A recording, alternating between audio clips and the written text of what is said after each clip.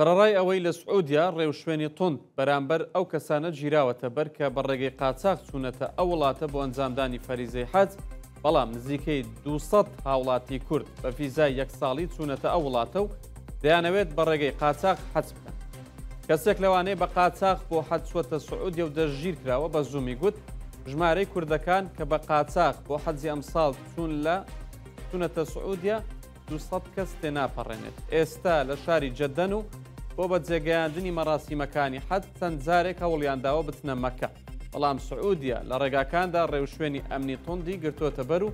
ڕێگە بە هیچ کەسێک نادات بە نایاسایی حەج بکە.